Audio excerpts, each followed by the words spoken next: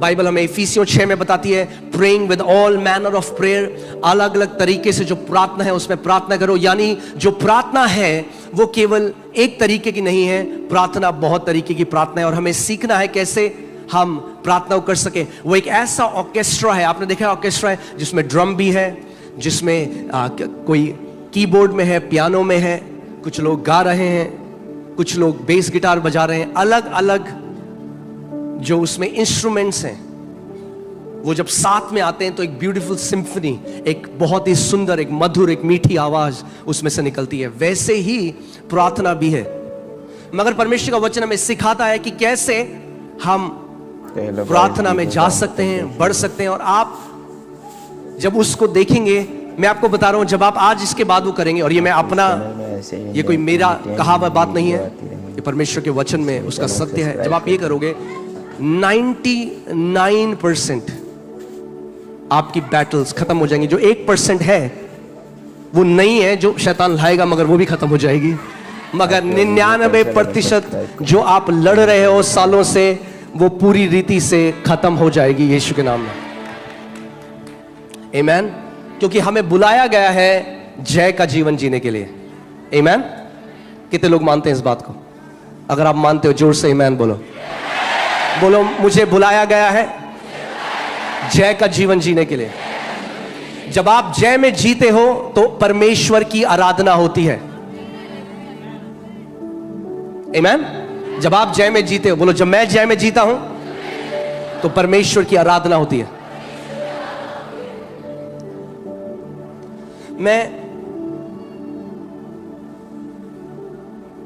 परमेश्वर ने एक तरीका बताया है जिसके द्वारा हम उस अनुग्रह को एक्सेस कर सकते हैं, उसकी भलाई को एक्सेस कर सकते हैं।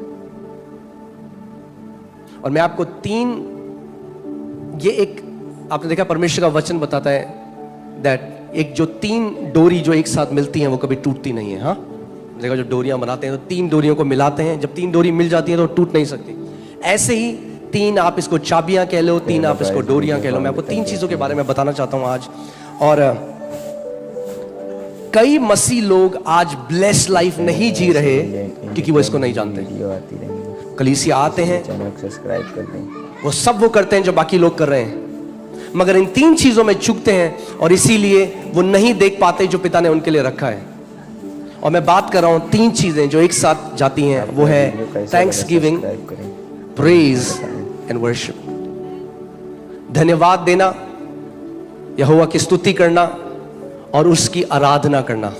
Thanksgiving, praise and worship. मैं इसको लिख देता हूं कि आप इसको जाने। Thanksgiving, praise and worship.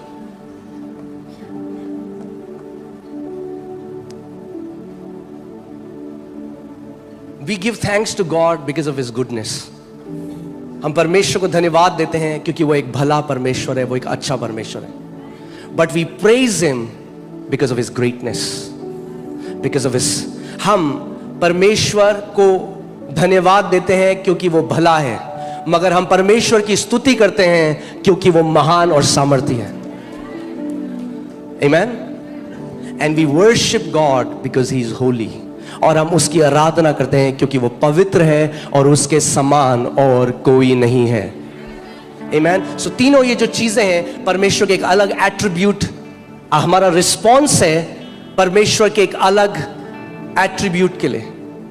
हाँ, हम क्यों करते हैं Thanksgiving? Because of God's goodness.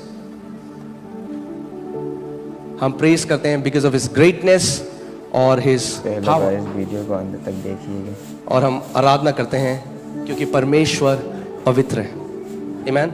अब इतना कुछ बाइबल में है, अगर केवल ये 3 चीजें मैं आपको सिखाऊं, मैं आपको बता रहा हूं 1 हफ्ता भी कम है। तो मुझे नहीं पता मैं वर्शिप तक जा पाऊंगा या नहीं जा पाऊंगा, पर मैं चाहता हूं, मैं तो सिखाने के लिए रेडी हूं, मगर जब आप लोगों का पेट भर जाएगा, मुझे पता लग जाएगा, मैं रुक जाऊंगा।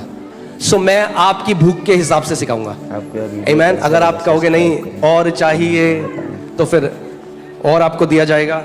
यदि आप कहते हो बस हो गया, तो वहां पे मैं रुक जाऊंगा। आमेन।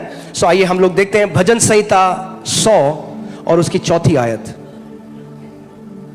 Psalms 100 verse 4। उसके फाटकों में धन्यवाद और उसके आंगनों में स्तुति करते हुए प्रवेश करो, उसका धन्यवाद करो और उसके नाम को धन्य कहो। आमेन। फिर से मैं बोलता हूं, उसके फाटकों में धन्यवाद और उसके आंगनों में स्तुति करते हुए प्रवेश करो, उसका धन्यवाद करो और उसके नाम को धन्य कहो। आप जानते हैं कितने ऐसे मसीह हैं जो कहते हैं हम वो एक नम है। हाँ, आप देखते होगे वो कठोर होता है उनका हृदय। कई बार आप देखोगे लोग आराधना कर रहे हैं, परमेश्वर के दिल को छू रहे हैं, पर कई विश्वासी आप देखोगे वो कठोर है, वो नम है। परमेश्वर की जितनी भी उपस्थिति हो ऐसे खड़े होंगे। ऐसे विश्वासी मेनली वो लोग होते हैं जो धन्यवाद नहीं देते परमेश्वर को। सो इवन दो वो बचाए गए हैं, यद्यपि वो परमेश्वर के राज्य के अंदर हैं, मगर उनका जो सोल है, उनकी जो चेतना है, वो कभी भी उस जो पवित्र आत्मा उनके अंदर है उसके साथ वो उसको महसूस नहीं कर पाते, उसका फेलोशिप नहीं कर पाते, क्योंकि उनका दिल कठोर हो गया। कठोर दिल के साथ आप परमेश्वर के साथ फेलोशिप नहीं कर सकते, यद्यपि आप बचाए गए हो। उनका दिल कठोर है। और जो विश्वासी धन्यवाद नहीं देते परमेश्वर को, वो कोल्ड होते हैं, वो ठंडे होते हैं, और वो उनका जो हृदय है वो सेंसिटिव नहीं होता। आप कई विश्वासियों को देखोगे, वो अपनी पुरानी बात बताएंगे और वो रोने लग जाएंगे। क्यों? क्योंकि उनका दिल क्या है? सॉफ्ट है, टेंडर है। क्यों? क्योंकि वो भूले नहीं परमेश्वर उनको कहां से निकाल कर लेकर आया। इसीलिए परमेश्वर का वचन हमें कहता है, दाऊद बार बार अपने मन को कहता है, हे मेरे मन यहोवा को धन्य कह। हम उसका धन्यवाद तब नहीं कहते जब हमारा मन करता है उसका धन्यवाद करने का। हम अपने मन को कहते हैं कि तू यहोवा को धन्य कह। दोनों में बहुत अंतर है। We don't thank God when we feel like thanking God.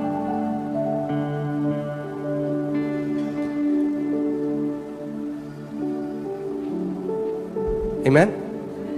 और जैसे मूसा के समय में, आज भी मैं कल वर्शिप टीम के साथ बैठा था, मैं उनको ये बात सिखा रहा था, और ये आज हम सब के लिए है। हमें जानना है हम 3 पार्ट बीइंग है। हम एक आत्मा है, आपके पास प्राण है, और आपके पास, और आप शरीर में रहते हैं। आपकी आत्मा पवित्र आत्मा के साथ एक है। आप उसमें परफेक्ट कम्युनियन में जी रहे हैं, परफेक्ट सहभागिता में जी रहे हैं। मगर आपका जो सोल है, हमारा जो प्राण है, वो ज्यादा लोगों का शरीर के ऊपर होता है। किसके ऊपर होता है? शरीर के ऊपर होता है। इसीलिए जो मैं आज आपको बात बता रहा हूं, कैसे आपका सोल, यदि आपका सोल आपकी आत्मा के अधीनता में आ जाए, आप एक ब्लेस्ड लाइफ जियो। और अगर आप विश्वासी भी हो, नया जन्म पाए हुए हो, मगर अगर आपका सोल शरीर पे है, तो आप एक टेरिबल लाइफ जियोगे। पौलुस कहता है शरीर पर मन लगाना क्या है? मृत्यु है, इट्स डेथ। सो पुराने नियम में परमेश्वर ने हेवन का वो दिया मूसा को। बाइबल बताती है कि मूसा को जब एक क्या बोलेंगे हिंदी में, एक नक्शा दिया गया, जब परमेश्वर ने उसको नक्शा दिया कि तंबू कैसा बनाना है, जो स्वर्ग का प्रतिबिंब था, उसका रिफ्लेक्शन था, तो वहां पे 3 चीजें थी। एक था आउटर कोर्ट, बाहर का आंगन था, फिर पवित्र स्थान था, और फिर अति पवित्र स्थान था। और ये 3 चीजें जो मैं आपको बता रहा हूं, किसी भी आप घर में जाते हैं तो क्या होता है बाहर? सबसे पहले अगर आपको प्रवेश करना है तो किसके द्वारा आप प्रवेश कर सकते हो? हाँ, किसके द्वारा? दरवाजे के द्वारा।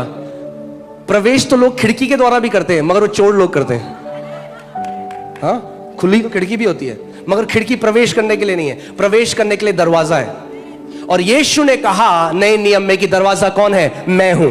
सो परमेश्वर के राज्य हम कैसे प्रवेश? आप परमेश्वर के राज्य में पहले से प्रवेश कर चुके हो, मेरी बात को ध्यान से सुनो। मगर आज आपका प्राण, अगर आप, जब हम परमेश्वर की आराधना करने लग जाते हैं, when we thank God, तो हमारा सोल क्या करता है? सबसे पहले शरीर से हटकर उसकी प्रेजेंस में वहां पे प्रवेश करता है। आप देखते हो लोग बोलते हैं अरे हम कलीसिया गए, क्या उपस्थिति थी। कितने लोग, हाँ, कितने लोगों के साथ हुआ है? उपस्थिति आपके घर में भी है। यहां पे क्या हुआ? जैसे ही आपने ऐसे ही परमेश्वर को धन्यवाद करने लगे, उसकी स्तुति करने लगे, उसकी प्रशंसा करने, आपकी अवेयरनेस, आपकी चेतना उस दरवाजे की तरह एंटर हो गई और आप महसूस करने लगे उस अनॉइंटिंग को, उस अभिषेक को, उसके प्रेम को, उसकी दया को, उसकी करुणा को। सो ऐसे ही परमेश्वर का वचन हमें बता रहा है कि कैसे आप लगातार कम्युनियन में जी सकते हो। यानी ध्यान से सुनो, हर कोई विश्वासी जो लगातार धन्यवाद करता है परमेश्वर के, अपने प्राण में लगातार वो बना रहता है मसीह की प्रेजेंस में। You abide in the presence of God when you continuously thank him. Amen. मैं फिर से इस बात को बोलूंगा। एक परमेश्वर के दास थे 1600s में, उनका नाम था ब्रदर लॉरेंस। उन्होंने किताब भी लिखी है, practising the presence of God. और वो अपने चित्त को, अपने मन को, अपने प्राण को बार बार परमेश्वर पे लाते गए। उन्होंने प्रैक्टिस करा इसको इतनी बार, और एक समय ऐसा आया, बहुत साल प्रैक्टिस करने के बाद वो कह रहे मेरा जो प्राण था वो परमेश्वर के ऊपर अटक गया और उससे बाहर ही नहीं आया। और जैसे ही ऐसे हुआ, उनके चेहरे से लाइट निकलने लगी। ये डॉक्यूमेंटेड है, आप इसको गूगल में देख सकते हैं। उनके चेहरे से लाइट आने लग गई, क्योंकि सोल हमारे, आपके आत्मा में जब आपने नया जन्म पाया, पवित्र आत्मा पहले से आपके साथ है, मगर सोल एक गेट का काम करता है बीच में। अगर आपका सोल परमेश्वर के ऊपर टिक जाए तो वही सामर्थ 24 घंटे आपके द्वारा बहने लग जाएगी। कितने लोग मेरी बात को समझ रहे हैं? सो हम धन्यवाद जो कर रहे हैं, परमेश्वर को हमारे धन्यवाद की जरूरत नहीं है। मुझे जरूरत है मेरे परमेश्वर को धन्यवाद करने की। मेरा धन्यवाद करना मेरे परमेश्वर को नहीं बदलता। मेरा धन्यवाद करना मेरे चित्त को, मेरी अवेयरनेस को मेरे परमेश्वर के ऊपर ले आता है। और जब मेरा चित्त मेरे परमेश्वर के ऊपर है, मैं डिप्रेस नहीं हो सकता, मैं गिल्ट, मेरे अंदर बुरे विचार नहीं आ सकते। मैं क्या है, मैं उस सिद्ध शांति में रहूंगा। जितने लोग, उसका वचन कहता है, यदि तू अपने चित्त को, अपने मन को मेरे ऊपर स्थिर रखे, क्या रखे? स्थिर रखे, तो मैं तुझे सिद्ध शांति में रखूंगा। यानी आप सोचो, आप इस दुनिया में हो और आप शांति नहीं, दुनिया की शांति। यीशु ने कहा मैं तुम्हें वो शांति देकर नहीं जा रहा जो दुनिया में है, मैं तुम्हें अपनी शांति दिए जा रहा हूं। यानी आप सिद्ध शांति में जी सकते हैं इस पृथ्वी पे, यदि आप की लाइफस्टाइल हो, आपकी एक जीवन शैली हो, उस परमेश्वर को धन्यवाद देना। कितने लोग मेरी बात समझ रहे हैं? कई लोग क्या कहते हैं, प्रभु यीशु मसीह, ओ प्रभु जी ये दे दे प्रभु, ओ प्रभु वो दे दे, ओ प्रभु तू कब से नहीं कर रहा है। और वो ऐसा है, उनका चित्त तो दरवाजे के बाहर है अभी।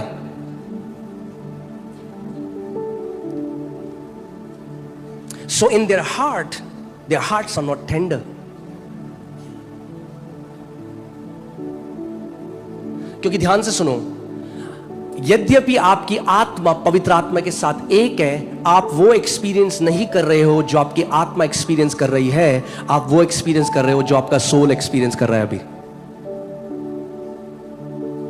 मगर जब आप अपने सोल को परमेश्वर को धन्यवाद करने पे लगा देते हो, तो क्या होता है?